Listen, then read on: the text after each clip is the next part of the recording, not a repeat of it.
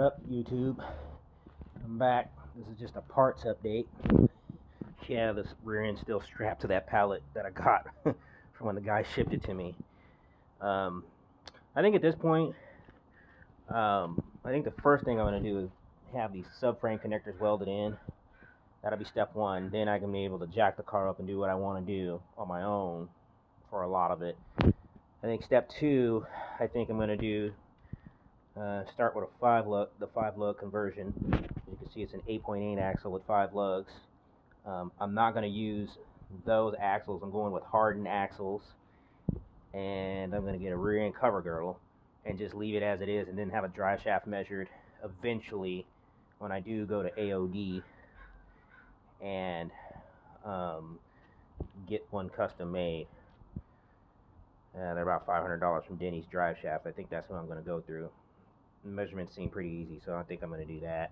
Get tubular upper and lower control arms for the rear end and for the front from BMR, because I mean, if I'm doing an SN95 spindle swap, I might as well just take the control arms off and, you know, and just, instead of just trying to rebuild them or buy brand new ones that are Ford Racing that are $300 plus another $50, $360, $375, and just get the BMR tubular control arms and leave it at that.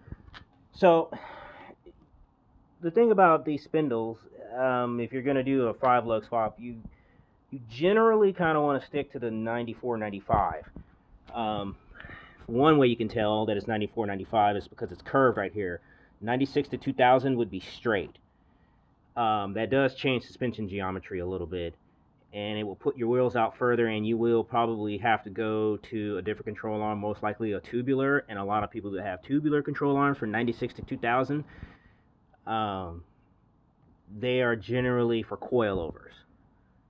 I don't necessarily think I need to run coilovers, maybe just an adjustable strut and shock on the front and rear.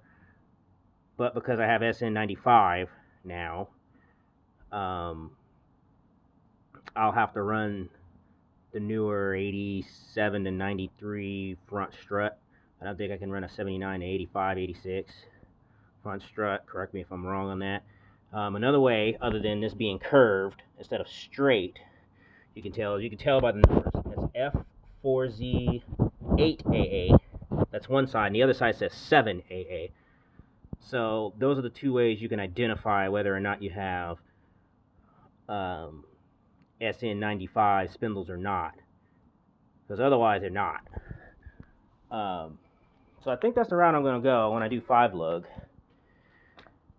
I'm just going to get upper and lower control arms in the back from BMR, and then get their tubular control arms for the front, because I'm right there anyway. I might as well just take them off. I think I'm going to run XXR 531 wheels, which are like almost like a polished PVD chrome, in 17.8 and 17.9. I measured offsets. I may show that in another video or link to it in another video. There's a really good video on the internet on how to do it. It's better than any video I've seen, and all it takes is 3 yardsticks and rubber bands to measure offset, and you have to turn the front wheel when you get it set up. And if people are interested, I can post that link or give them the link to the video that says that and how they do it. It's really good, because now I know that, and when I run those XXR 531s and a certain size tire, which would be 225/45 in the front and 255/45 in the rear, I believe I want to run, I think I'm going to be solid.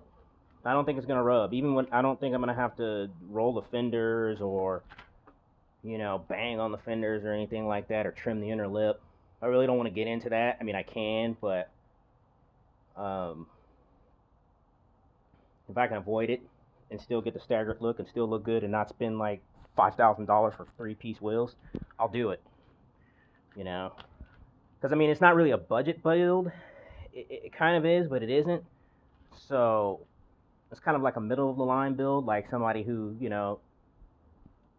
makes decent money, you know, not these guys with these $100,000 pro touring builds or anything like that, and that sort of deal. You know, it's just, I figured I'd be middle of the line. You know, just piece by piece, little by little. Um, like I said, I think the only thing I'm gonna do with the rear axle is just put some Mosser hardened 28 spline axles in it, because it's already got the traction lock. It's got 410s in it.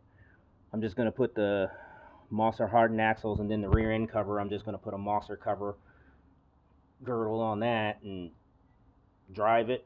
If it makes noise, then okay, well, I guess I have to have it rebuilt. But if I don't need to rebuild it, if I could just drain it, clean it, and fill it back up, cool.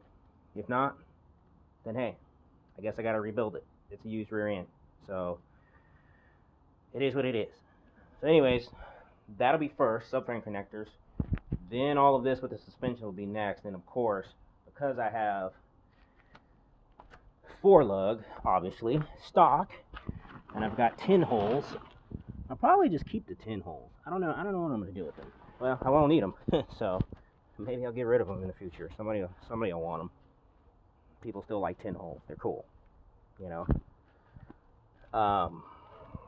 As you can see, it's raining.